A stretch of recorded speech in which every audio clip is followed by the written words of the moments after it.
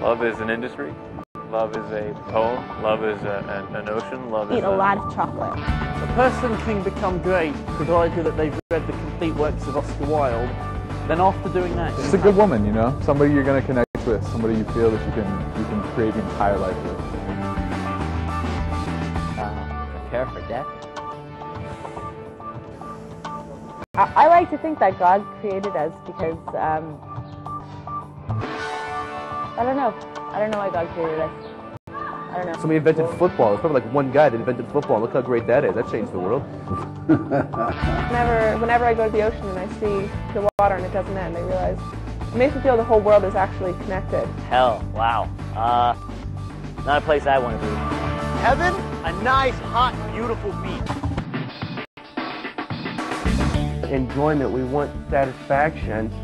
I'm afraid of spiders. Deep, dark waters. A killer or monster is living underneath my bed. I'm afraid of being murdered, I'm afraid of being burgled, I'm afraid of being shouted at.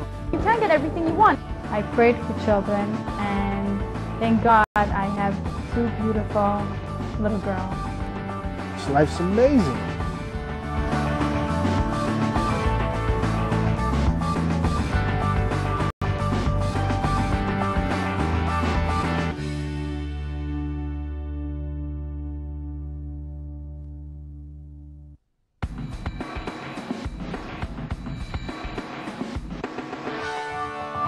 Is Judaism sexist? Seems to be. No, Judaism isn't sexist. People are sexist. At times, very. It seems to be. Oh yeah, for sure. Judaism is chauvinistic and sexist. Yeah, I think that the Torah of the rabbis is completely sexist and completely patriarchal. Yeah, but you have to understand that sexist Judaism is because it was founded 3,000 years ago, 2,000 years ago, when the whole society was sexist. You can expect it not to be sexist. It was not sexist back in the days. Today, when humanity changed, it became a sexist. I think that Judaism is a little bit sexist. There is a difference between a man and a woman in Judaism, and that's what we have. Judaism is sexist. Yeah. Yeah, very. Women have a very distinct advantage, if you ask me, in the Jewish religion. I used to think it was. I'm more and more thinking that maybe it's not, but I'm not sure. People make it appear sexist. In Judaism, men and women have different roles, and I think that we are different. But it's the application. It doesn't have to be. No, I don't believe that Judaism is sexist. I believe that it relates to the sexes in different ways. Judaism? Sexist. Yeah, against the man. Everybody knows that the Jewish people, we are the only ones in the whole world 3,000 years ago, and the male society, so to speak, going back, chose a woman, democratically chosen woman, not because she had an army or anything, to be our absolute king and our leader, because she was the greatest human being of that generation. And that was Dvorah the prophetess. Everybody knows she was the judge of the Jewish people. That was the position of king, yeah? Just because of the fact that she was the most capable. So we say that a woman can be the most capable human being around, and they should be, and so should every man be the most capable. We believe in the ultimate potential of every human being made in the image of God. So women and men are both in that category. We have a commandment: emulate the Almighty. Be like God, exactly like God. Take responsibility. Help people. Everything that have mercy on people. Be courageous. Everything that the Almighty as is. But you understand, both men and women are obligated to fulfill. They're both obligated to reach for the stars, to use their full potential. And they both live with that realization. Now, value? You know, I've got boys, I've got girls. You think I love my daughters less than I love my boys? I want them to have less than my boys? Nonsense. Value, the Almighty values every human being. Children are the same. So a girl and a boy, a man and a woman are the same value. They're the same value. Yeah. Their jobs are different. Their constitutions are different. I think men and women are different. It's like asking, is a peach different to a pear? They're both fruit, but they're still different. Men and women are different. Yes, they are different. Men and women are different. What do you mean, like men, women? They are different. I think aside from the superficial differences, everyone is inherently the same. They are different intellectually, physically, and different agendas, you know? Wake up in the morning. Men and women definitely are different, but one's not better than the other. Just look at some scientific research for that, and you see that it's obvious. No question. I mean, look at us. We're different. A man is supposed to go to war. A woman is supposed to have children. Men can't have children. Women can go to war. But men can't have children. They just physically can't. That's a fact, yeah? Now, women have to take care of the children, at least the first 3 months. They have to breastfeed children, yeah? Man can't do that. And it's something that men, if they have a sensitivity, know that the women have the advantage all over them in their tie to the children and their closeness to children. I mean, how can a man get that feeling of actually forming his child and actually giving him sustenance to keep him alive? A man is deprived of this, and that's one of the things he's deprived. He can only sort of gain a bit of it from loving his wife and loving his family, but he can't have that. Now, a woman can go to war, but it's not what we're supposed to do. She's not supposed to go to war. When there's time of war, men are supposed to take it up and go to war. When a woman is having a baby and carrying her around, a man is supposed to get out there and get the food. Yeah, this is a natural selection. So this also comes with a natural difference between them. To be able to carry a baby around for 9 months requires an awful lot of patience and ability to take pain and discomfort, and the body changes, etc. Men don't need to learn to do that. They just don't have it. Yeah. While bringing up children, it takes a lot of sensitivity training, and women are born with these qualities. Men have different qualities. Women are more intuitive. Women understand the area of the heart better than men. Men are more logical and reasonable, although that doesn't mean that women aren't logical and reasonable, but just that men's being is more centered in the mind and women's being is more centered in their hearts. Whereas men have kind of a warrior complex where they can miss true beauty in the world and mistake it, you know, for something else, and miss the whole point of existing. I think a lot of times you paint men and women into corners and say this is what a man is, this is what a woman is, and you're taking it too much. We're all human. And there's certain differences. I don't think they're as huge as a lot of people make them out to be. You know, men just don't care if they hang their towel on their closet door to get dry. Women care about these things because men look at it from a practical sense. Women look at it from the way that it affects the room by having towels hanging on the closet cupboard. The difference between a man and a woman is physically. Men basically can carry more stuff, and women can bring children to the world. But when it comes to a running place to do something in his main, the only thing is by thinking, there is no difference between a man and a woman. A simple illustration as to how they differ. You know, a man comes home and a woman says, you know, the neighbor insulted me.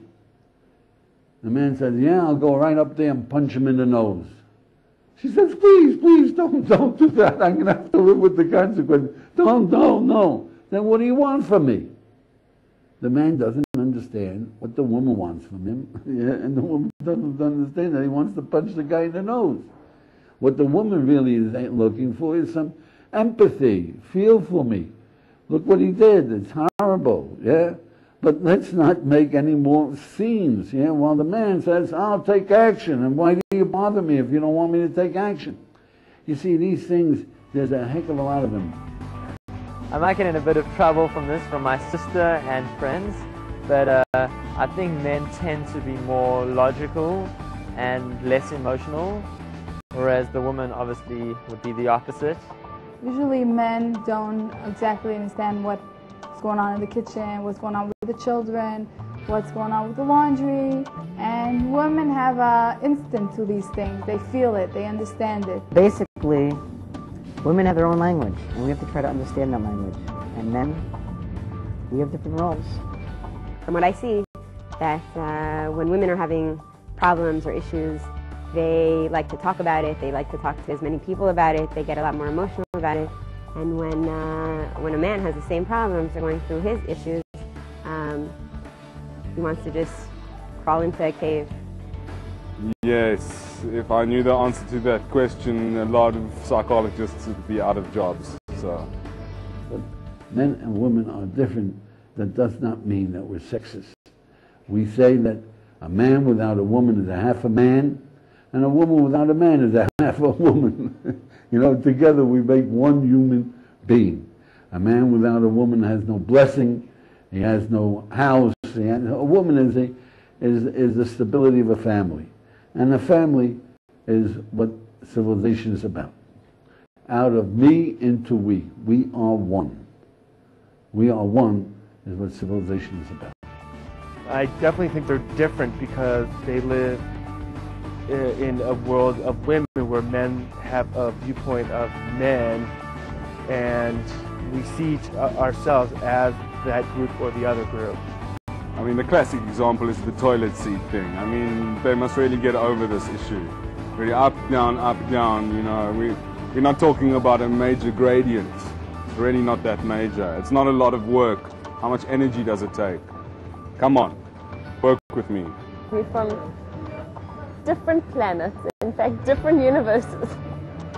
I think that to make one whole, you can't both be the same, you need to be different.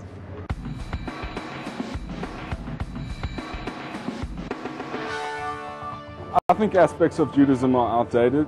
I think Judaism is definitely outdated, and I think that that's the reason why we don't see more religious people. People make it outdated, but it doesn't have to be. Certainly old. Outdated, I don't know. People still seem to be doing it, enjoying themselves. Well, that's a very complicated question. No, I would say no. I don't think Judaism is outdated per se. But then again, I don't believe that that rabbinical Judaism is true Judaism. It's necessary even today. People aren't outdated. We're still the same like we were back then. The Judaism is not outdated, and I think it's pretty much in. I think Judaism is outdated in a lot of ways. Like, for example, you know, we live in warm times now. You don't have to wear big jackets and coats. Judaism outdated, like, you know, marriage, stay married, that's outdated. Yeah, you should get a divorce every, you know, few years. Or have your children on drugs, or wonder what the heck is life about and run from it. That's the new way of living. Come on, Judaism has been teaching, love your neighbor, enjoy being good, 5 classes of pleasure, what free will is about. Where's outdated? Nowadays we don't have free will. You don't have to understand it. You don't have to. The proper study of man is man himself. That is the arch point of Judaism. There's nothing you can do for your Creator. Rather, what will you allow your Creator to do for you? That is the substance of Judaism. We are here to have pleasure. That is the meaning of Judaism. Now, you tell me that that's outdated, then man, you're in for trouble. Actually, it's more relevant now than ever before. Seems to me very superstitious. It seems to me like something that sounds a little primitive. Judaism is a very up-to-date religion because all the different issues that they were dealing with way back when, 2,000 years ago, 3,000 years ago, are the same issues we constantly deal with today. The most unfortunate perception most Jews have about Judaism is that it's meaningless. That's why we're assimilating. That's why they don't study. In every other nation in the world, their old traditions, when they got liberated from colonialism, you know, they went back to their heritage. They were proud of their heritage. They had to believe in their heritage and self-respect. The Jewish people, we changed the world, for goodness sake. Half the world has accepted the basic premises of the Jewish religion, that God spoke on Sinai, that we were redeemed in Egypt. And we're the only ones in the world that we got our freedom. We come back to this land of Israel, and you know what? We use Turkish law, not even English law, Turkish law, because that's what it was. Because they can't change the law, because then why not Jewish law? That's the father of all law. Solon, the Greek, yeah, and the Romans chose the Jewish law as their basis of law. And the English chose Roman law, and the Jews have Jewish law. It's gorgeous Jewish law. And it's humanitarian Jewish law, and Jewish law is beautiful. So why not? Because it's our heritage? That's why we turn it down? We're the only ones who just accept that it's old superstition instead of let's learn it, let's understand it. Oh yeah, the Hebrew language. Gorgeous, the Hebrew language. It's great, the Hebrew language.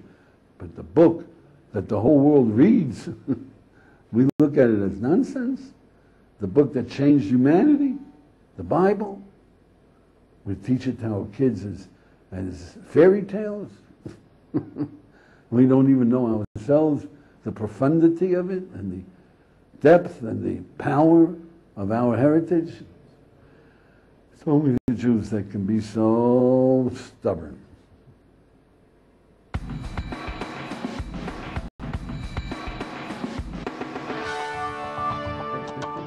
Sure, rituals are outdated if you think they're rituals, right?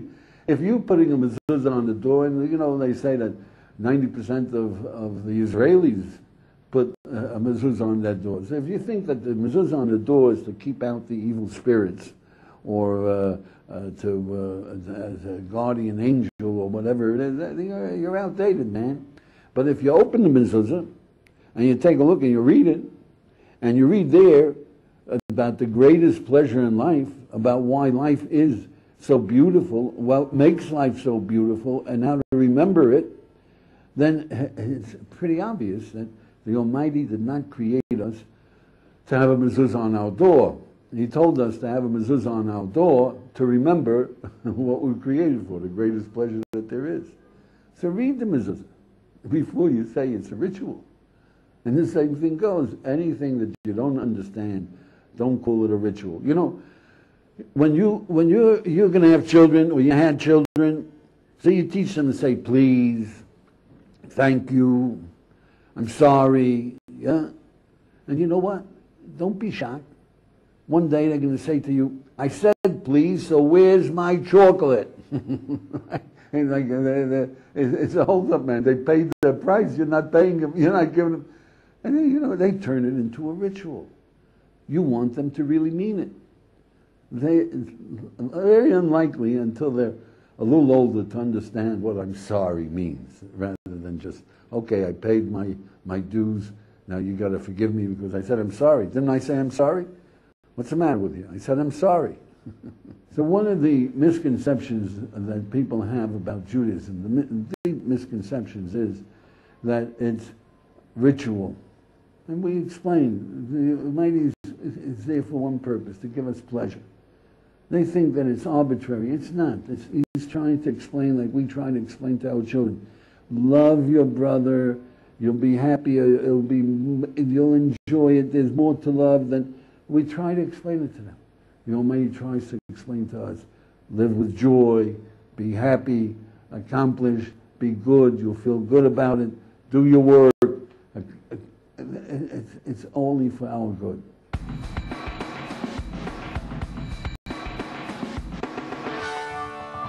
Another misconception that people have is that Judaism says that everybody else is no good. we're right and everybody else is wrong, and everybody else that doesn't believe in Judaism is going to hell. It's not true. In Judaism, a non-Jew can get to heaven. It's not, you don't have to be Jewish to get to, even an idol worshiper will get to heaven. The story is told about our father Abraham, who was brought up as an idol worshiper. And I don't know how many of you know that he became the high priest of his father's idols. How do you reject without knowing? Remember, you don't reject without knowing. That's just a whim. That's wrong. So he was born to an idol worshiper, he became the high priest. When he became the high priest and he was the authority, he said, this is nonsense. So then what did he do? He went to the neighbor's idols. You don't become a philosopher. Human beings have wisdom. Learn from other human beings. So he went to the neighbor's idols, became the high priest of theirs. When he was a high priest, he rejected it. Finally, he saw the common denominator, the mistake in idol worship. And he became a philosopher and he found God. So after many years of serving God, and the Almighty did a miracle for him, he defeated 4 kings, he said to himself, in the Torah it says, Al tira Avram. The Almighty says to him, don't be afraid. So the rabbis point out, what's he afraid of? He just won the war. You know, what are you afraid of? He's right on high, you know, after 67. Oh, what are you afraid of? Yeah. So the rabbis say that he said, this was a miracle. And the Almighty did for me a miracle. Well, maybe he's paying me back for all the years that I served him. And that he really has in mind those years when I was a kid, when I was an idol worshiper, when I was a high priest of these awful idols, and he's going to punish me for it. And the Almighty says to him, Avram, your reward is great. For what? For being an idol worshiper. What do you mean? What do you get a reward? You did it because you were seeking truth. You tried to understand. You get a reward for that. That's not wrong. That's the way people seek truth. First, you're faithful to your father's religion. Jews should look into their religion. Christian into their religion. A Buddhist into his religion. First find out. Don't reject until you know. And for doing that, even though we are doing things that are wrong, but you're doing it for the right motivation. Because this is the only way you can do it. You'll be rewarded for it. Avram was rewarded for those years because he was seeking truth. If you have any questions or any comments, anything at all, we're interested. Please call.